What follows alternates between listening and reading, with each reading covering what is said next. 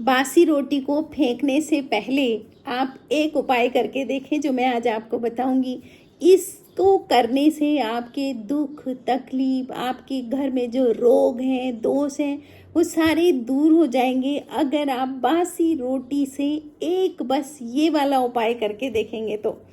जय श्री राम दोस्तों। तो दोस्तों, आज का मेरा वीडियो है कि बासी रोटी से कौन सा उपाय करें कि आपके घर समृद्धि आए।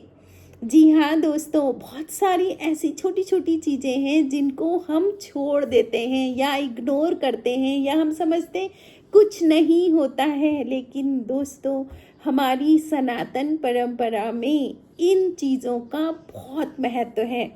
तो दोस्तों, अगर हम सनातनी हैं तो क्यों ना हम इन चीज़ों पर चलें, क्योंकि पहले ज़माने में लोगों के घरों में खूब समृद्धि होती थी, दूध घी होता था, लोग एक दूसरे पर विश्वास करते थे, बहुत सारी चीज़ें ऐसी थी जो आज नहीं हैं। तो फिर वो उसका क्या कारण होगा? तो ये छोटे छोटे कारण होते हैं। तो दोस्तों, शुरू करने से पहले मैं रोज़ की तरह एक बात ज़रूर कहूँगी कि यदि आपको मेरा वीडियो पसंद आएगा तो मेरे चैनल को सब्सक्राइब करें, मेरे वीडियो को लाइक करें, कमेंट करें और शेयर भी करें।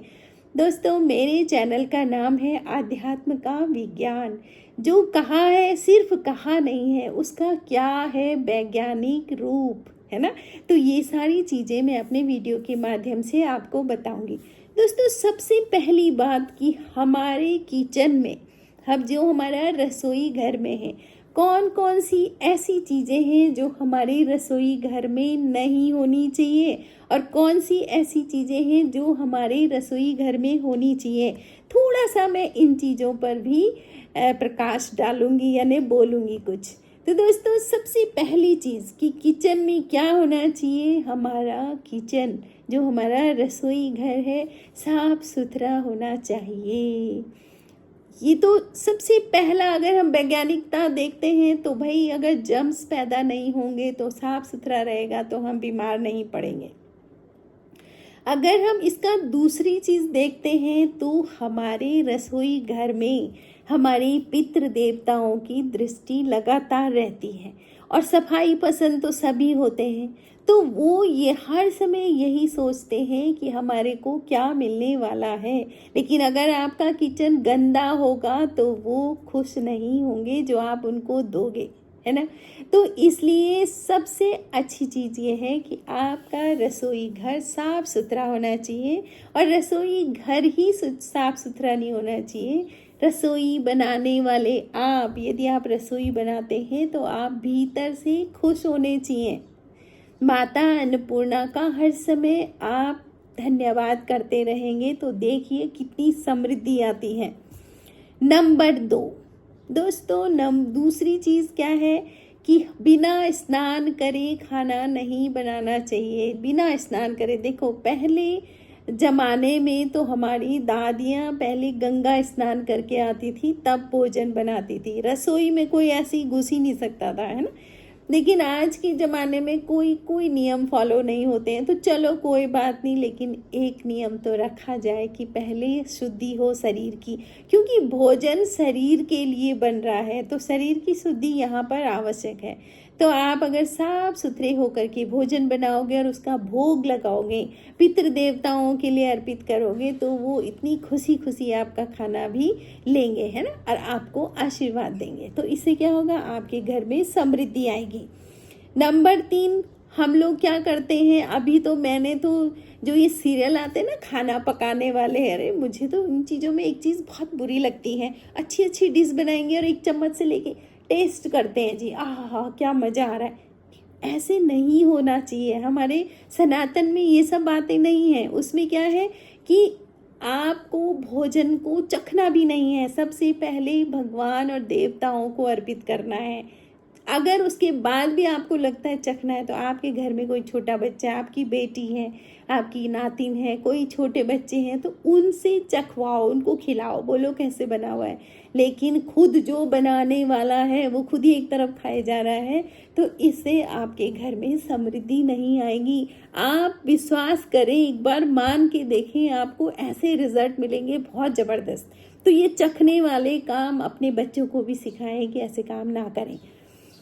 अगला है दोस्तों, किचन में कोई कहते हैं कि धारदार चीज़ें ज़्यादा नहीं होनी चाहिए। चाकू भी हो तो कम से कम वो अच्छी तरह से कहीं छुपाए हुए हों, ऐसे नहीं आगे पे रखे हुए हैं बड़े बड़े चाकू। ये भी कहते हैं कि ये आपके रसोई घर में नहीं होने चाहिए। अगला है, रसोई घर में दर्पण भी नहीं होना चाहिए। इतनी भी क्या परेशानी है कि बिल्कुल हमें शीशा देख करके ही खाना बनाना है। तो रसोई घर में और आपके बेडरूम में शीशा नहीं लगा होना चाहिए, दर्पण नहीं लगा होना चाहिए। क्यों? आपकी जो रसोई घर है वहाँ अग्नि देवता का वास होता है। अग्नि देवता के साथ साथ पितृ देवता का वास भी होगा। दर्पण पे कहीं ना कहीं परछाई आ जाती है, तो अगर अग्नि देवता की परछाई दर्पण पे पड़ती है तो वो आपके घर से भाग जाएंगे। तो इस और अग्नि देवता की परछाई अगर हमारे घर के किसी भी हिस्से में पड़ता है, कहीं भी पड़ती है, तो वो हमारे लिए बहुत बुरे परिणाम ला सकती हैं। तो सीधी सी बात है कि रसोई में दर्पण ना हो, शीशा ना लगा हो। दूसरा है, अगली चीज़ है, रसोई घर में घर के बाहर चप्पल जूते ना बिखरे हों, झाड़ू पोछा ना पड़ा हो, यानी जहाँ से हम अंदर जा रहे हैं वहाँ पर पूरी गंदगी नहीं होनी चाहिए। बिल्कुल साफ सफाई का ध्यान रखें। अगला है, क्योंकि क्या होता है अगर आपके जूते चप्पल बिखरे पड़े हैं तो आपका शनि का प्रकोप आपको झेलना पड़ेगा। और शनि के प्रकोप से क्या होता है, शनि के प्रकोप से आपके बनते हुए काम भी बिगड़ जाते हैं। और अगर राहु का प्रकोप होता है, तो आपके घर में बहुत सारी बीमारियां आएंगी। तो ये चीज़ें अगर हमारे किचन में होंगी तो शनि और राहु दोनों का प्रकोप बढ़ सकता है। अगला, भोजन, जो स्त्री भोजन बना रही हो उसको सबसे पहली बात अपने बाल बंधे होने चाहिए।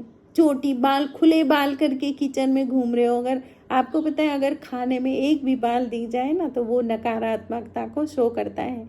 तो बाल इतनी गंदी चीज़, घिन आती है उनसे, तो इसलिए बाल ना पड़े खाने में। तो इसका ध्यान किसको रखना है? भोजन बनाने वाले को।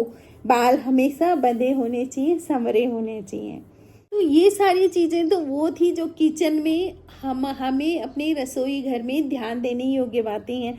अब आई दोस्तों बासी रोटी, है ना। तो बासी रोटी को हम क्या करते हैं, या तो उसको फेंक देंगे, खाएंगे नहीं। अगर हम किसी को बासी रोटी भी खिला रहे हैं तो हमको लगेगा अरे हमने बहुत बुरा कर रहे हैं। तो सच बात ये है कि बासी रोटी पाचन के लिए बहुत आसान हो जाती है। उसमें जो आटा होता है ना, जो रोटी का उस फर्मेंटेशन होता है। कभी आप रोटी तोड़ोगे ना बासी रोटी तो उसके टुकड़े टुकड़े होते हैं। क्यों? इतना आसान हो जाता है वो पाचन के लिए। तो आपकी जो ताज़ी रोटी होगी वो आपके पेट में कॉन्स्टिपेशन कर सकती है, लेकिन बासी रोटी नहीं। अच्छा, अगर आपका इतना सा आटा बच रहा है तो उस आटे को फ्रिज में ना रखें, क्योंकि वो पिंड बनता है कहते हैं, आप सबको पता ही होगा। और उस पिंड में कई सारी आसुरी शक्तियाँ विराजमान हो जाती हैं, तो वो अच्छा नहीं है। उससे अच्छा जो इतना आटा बच रहा है ना उसकी भी रोटी बना दें और रोटी ढक करके कपड़े के अंदर अच्छे से संभाल दें, और उसको सुबह आप खाओ, अपने बच्चों को भी दो।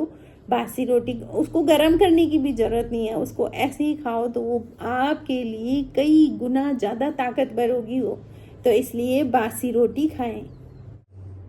और इसका उपाय ये है कि बासी रोटी खाने से आपके घर में सकारात्मकता आएगी और बरकत होगी, आपके घर में पैसा रुकने लगेगा। तो ये भी इसका एक उपाय है बासी रोटी का। इसलिए जो आटा बच जाता है उसकी रोटी बना दें और सुबह के लिए रख दें। अब इसको चेक कैसे करना है आपने कि बासी रोटी सही है या खराब हो गई है? तो आप जब रोटी तोड़ोगे तो अगर उस पर तार बनेगा, जैसे आपने तोड़ा वो खींच के देखोगे आप उसमें तार बन रहा है, तो यदि उस पर तार बन रहा है तो उस रोटी को बिल्कुल ना खाएं, तब आप बीमार भी हो सकते हो क्योंकि उसमें जर्म्स हो गए होंगे। लेकिन अगर वो फट फट टूट रही है, अलग अलग टुकड़े हो रहे हैं उसके, तो वो रोटी बहुत अच्छी होती है। तो दोस्तों, इस तरह से बासी रोटी का ये उपाय करें, आपके घर में सकारात्मकता बढ़ेगी, बीमारियां दूर होगी, कष्ट क्लेश सब खत्म होंगे। हाँ, फ्रिज में बिल्कुल भी आटा ना रखें, बिल्कुल नहीं। जो बचता है बस उसकी रोटी बना दें, चाहे आप वो रोटी बना के कुत्तों को खिला दो, कोई दिक्कत नहीं है। आप गाय को खिलाओ, गाय को तो पहली रोटी देनी है, लेकिन उसके अलावा और भी हैं तो उनको भी बना दो, लेकिन आटा बिल्कुल मत रखो। तो दोस्तों, आपको मेरा वीडियो कैसे लगा आप कमेंट करें और कमेंट में जय श्री राम लिखें, क्योंकि राम हमारी ऊर्जा है। Thank you.